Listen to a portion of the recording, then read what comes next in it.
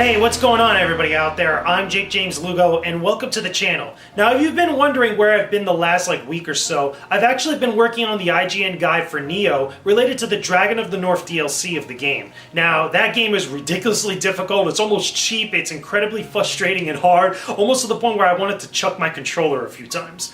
But this relates to a couple things I want to talk about this time in this vlog that kind of relate to Nioh as well as some other games. Are certain games too cheap? Are they built upon the idea of just being cheap? Now, what do I mean by this? I'm not necessarily talking about money or price or anything of the sort. I'm talking about the idea of difficulty and certain things being challenging or just being frustratingly challenging, everything else that encompasses that as a whole.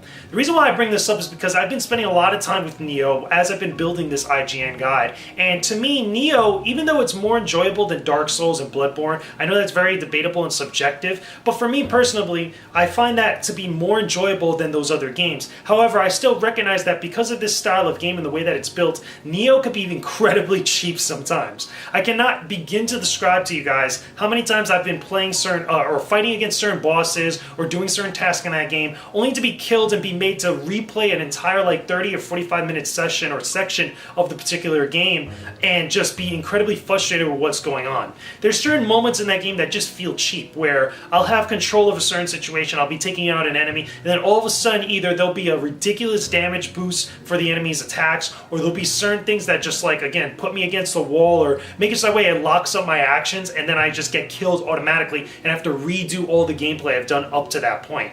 Those are things that to me I categorize as cheap, and it's not just limited to Nioh, it's not just limited to this style of Souls-esque type of game. It could be applied to almost every game that's out there, especially ones that are super challenging.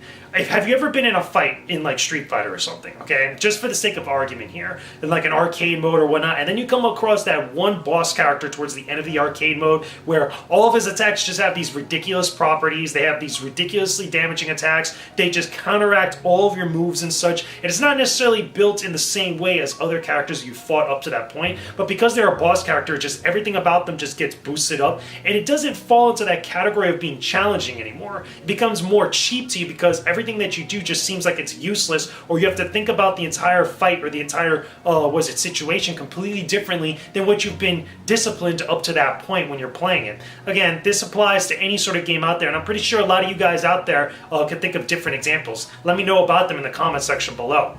But for me, Nioh, I feel could have a lot of cheap moments, even though it feels better than some of the other games in my opinion. I feel like I'm playing more Ninja Gaiden than I am playing a Dark Souls or a Bloodborne, and for me that's good. But for every good moment that I have like that, there's just many more moments where Nioh could be incredibly cheap. So let me know in the comments section about certain games that you feel are cheap, or just the idea about cheapness in video games in relation to difficulty and challenge and stuff. I'm curious to see what you guys come up with.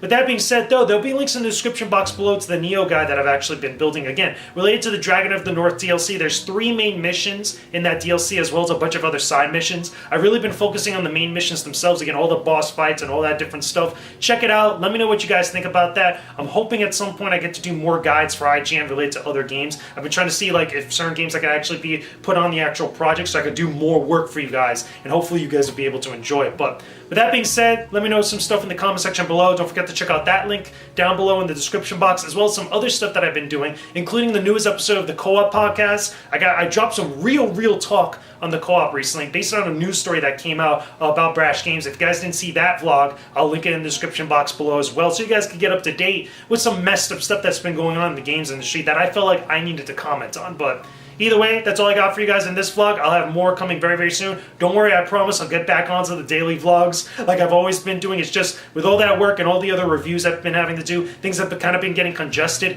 and we're getting ready to go into E3 week, and next week I'm going to LA for the Destiny 2 gameplay event. So a lot of stuff is happening. But that being said, I will talk to all of you guys again very soon. Peace out, stay epic everybody.